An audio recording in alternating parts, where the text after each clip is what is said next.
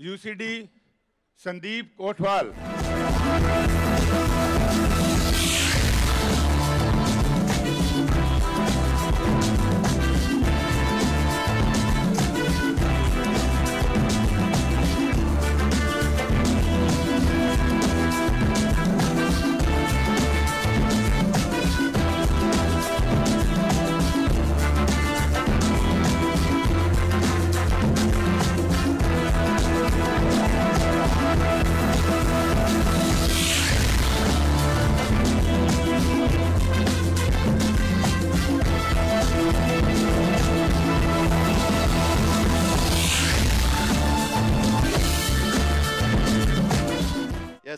Good morning winning team. दोस्तों, मेरा नाम है संदीप कोटवाल। मिसेस योगिता के साथ में बहुत ही पैशनेटली इस बिजनेस को बिल्ड कर रहा हूँ। बॉम्बे बदलापुर से बिलोंग करता हूँ। बाय प्रोफेशन मल्टी बिजनेसमैन हूँ। मल्टी बिजनेसमैन मतलब आप समझ सकते हो क्या क्या नहीं किया होगा। ज़्यादा पढ़ा लिखा नहीं हूँ। 12th पास किया था कॉमर्स से, और उसके बाद प्रोफेशन की शुरुआत हुई तो मुझे जाना था, मतलब आर्मी पुलिस ऐसा कुछ बनना था। तो उसके लिए मैंने कॉलेज की पढ़ाई नहीं की, 1-2 साल उसके लिए दिया था। लेकिन वहाँ पर 1 साल प्रैक्टिस करने के बाद भी बोलते हैं ना, वो हासिल नहीं हुआ। तो यही चीज़ है कि ऐसे एक मौके आते गए मेरे पास, लेकिन मैं उसमें सक्सेस नहीं मिलता गया मुझे। तो आप आज अभी स्टेज पे देख रहे हैं एक फेल्योर को।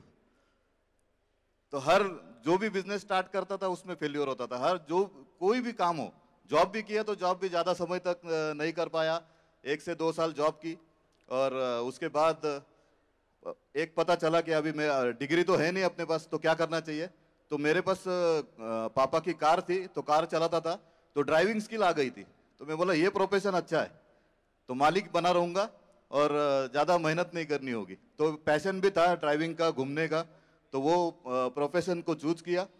तो खुद की गाड़ी लेके एक बिजनेस स्टार्ट किया। दोस्तों के साथ भी पार्टनरशिप में करना चाहा, लेकिन वो भी सक्सेसफुल नहीं हुआ। ऐसे करते करते एक गाड़ी से 4 गाड़ी बनाई, और उसी दौरान शादी हुई। और मेरी वाइफ जो है योगिता, आज यहाँ पे नहीं है, लेकिन फिर भी मैं उसका धन्यवाद करना चाहूँगा, क्योंकि आज मैं यहाँ पे आया हूँ। वो वहाँ पे रुक के बच्चों को संभाल रही है, फैमिली को संभाल रही है, तभी मैं यहाँ पे आ सकता हूँ। और उसके बावजूद वो प्रोफेशन में भी है, एक जॉब करती है, मुंबई पुलिस में जॉब करती है। तो अभी आप सबको पता है कि छुट्टियां मिलना थोड़ा पॉसिबल नहीं है, इलेक्शन की ड्यूटीज़ का माहौल है और ये सब कुछ है। तो प्रॉब्लमेटिक था, इसके लिए वो नहीं आ पाई। लेकिन ऐसा इमेजिन करिए कि वो मेरे बाजू में है। यस, उसके लिए एक बार क्लैप कर सकते हो आप लोग योगिता के लिए। Yes, thank you so much, thank you so much. तो ऐसे जर्नी की शुरुआत हुई। अलग अलग ट्रैवल बिजनेस से उतना इनकम नहीं आ रहा था, क्योंकि खर्चे बहुत ज़्यादा होते थे। अभी हमारे पास एग्जाम्पल बहुत है, सलीम सर है, श्रीनिवास सर है। ऑलरेडी आपने देखा कि उनकी स्टोरी में तो उतना कर्जा मेरे ऊपर नहीं था, लेकिन कर्जा था, क्योंकि कोई भी बिजनेस स्टार्ट करने से पहले उतना पैसा नहीं होता था, तो कर्जा लेना पड़ता था।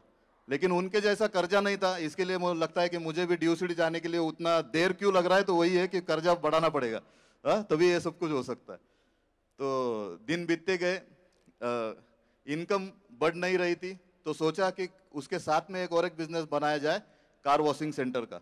तो मैं कार वॉशिंग सेंटर भी चलाता था। दोस्तों, तो बहुत सारे लोग यहाँ पे होंगे जो ऐसे बिजनेस में आपके पहचान में कोई होंगे।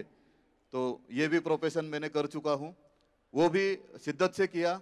वो भी अच्छा, मतलब बदलापुर में आज भी नाम है, मेरे वॉशिंग सेंटर का नाम निकलता है। तो वॉशिंग सेंटर चलाया, उसके साथ में जनरल स्टोर, मिल्क एजेंसी, कई सारे बिजनेसेस किए। ये बिजनेस करने के पीछे भी थोड़ा नेटवर्क, अपना डायरेक्ट सेलिंग का ही इतिहास था।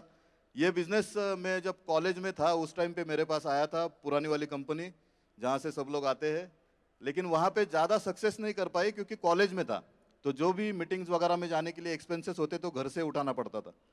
तो वो उसके लिए उतना ज़्यादा पैसे नहीं मिलते थे। फिर प्रॉब्लम आने लगी, तो फिर मैंने बैकफुट पे आके वो बिजनेस वहाँ पे स्टॉप किया था एट द एज ऑफ 18-19। और वापिस एक बार दोबारा 2015 में वो सिचुएशन आई जहाँ पे मैं खुद ऑटो चलाता था, मेरी ऑटो भी थी, और मैं एक कंपनी में मेरा कॉन्ट्रैक्ट भी चल रहा था 4 व्हीलर का। उस टाइम पे मेरे जो दोस्त थे, आज जो मेरे अपलाइन है, मकरंद एंड अश्विनी धांदरफले, उन्होंने वापस एक बार वही कंपनी का प्लान लेके शुरुआत करने को कहा, वापस लग गए, 1-2 साल मेहनत की, लेकिन फिर भी नहीं हुआ। तो फिर तंग आ चुके थे इस इंडस्ट्री से। तो इस बार जब वो आए थे 2018 अगस्त में मेरे पास प्लान दिखाने के लिए, तो मैंने मना किया था। मैं कम से कम उनको 7 से 8 महीने मना कर रहा था, और वो मना करने के बाद वो फॉलोअप में थे मेरे। उनके इनकम के मैसेजेस डालते रहते थे, भैया वहाँ पूना में आने वाले थे, उनके भी कुछ फोटोज वीडियोस डालते रहते थे, तो इग्नोर करता था मैं। लेकिन एक दिन ऐसा हुआ कि अहमदाबाद FRU था उस टाइम पे, और वो FRU के जाने के लिए उनकी गाड़ी मेरे पास पार्क करके गए, और वहाँ से मुझे बोले नहीं कि चल। वो जाके आए, आने के बाद भी मुझे बोले नहीं कि ये तो अभी करना चाहिए। आने के बाद लेकिन 2 मिनट हमारी बातचीत हुई, कैसे चल रहा है, क्या चल रहा है। तो उस बीच में उन्होंने थोड़ी बात कही, लेकिन फिर भी मुझे नहीं लग रहा था कि ये बिजनेस करना चाहिए। लेकिन जब फरवरी में 2019 में इंदौर का FRU आया था, उस टाइम पे उन्होंने बोला कि ये तेरे को अटेंड करना है। वो थोड़ा मतलब अहमदाबाद जाते वक्त थोड़ी बातचीत हुई थी, तो बोला चलो एक बार, अभी इतना प्रेशर कर रहे तो अटेंड करके देखते। और दोस्तों, ये जो मैंने प्रोफेशन बताए, वो प्रोफेशन से आके ये बंदा आज आपके सामने ब्रांड न्यू UCD खड़ा है।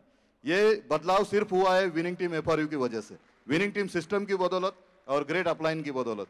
क्योंकि आज उन्होंने अगर ये इंसान को ये सिस्टम में नहीं रखा होता, तो आज मैं ये यहाँ पे खड़ा नहीं होता। तो ये जो सक्सेस है, इसका मैं पूरा श्रेय दूंगा सिस्टम और अपलाइन को, और उनकी बदौलत ही आज मैं यहाँ पे खड़ा हूँ। दूसरी बात है कि बिजनेस में आने के बाद आज अगर आप देखोगे तो 2 फॉरेन ट्रिप करके आ चुका हूँ। जो फॉरेन ट्रिप का सपना 20 सालों से देख रहा था, वो यहाँ पे पूरा हुआ वेस्टीज में और विनिंग टीम के साथ। आज 2 फॉरेन ट्रिप करके आ चुका हूँ। आज कार फंड से कार भी आ चुकी है, और आज यहाँ से इस स्टेज से अनाउंस भी कर देता हूँ कि next year brand new DUCD यहाँ पे रहूंगा। तो ये आज जो सक्सेस देख रहे हैं हम लोग, मुझे लग रहा है कि मैं बहुत लेट कर रहा हूँ। उसके पीछे एक रीजन मैंने आपको बताया कि उतना कर्जा नहीं था मेरे ऊपर, लेकिन उतना बर्डन अभी लिया है मैंने कि डेफिनेटली अगले साल ब्रांड न्यू DUCD की बन के आएंगे, और वहाँ पे हमें पूरी स्टोरी रखेंगे। So with this I am done. Thank you so much. Wish you well.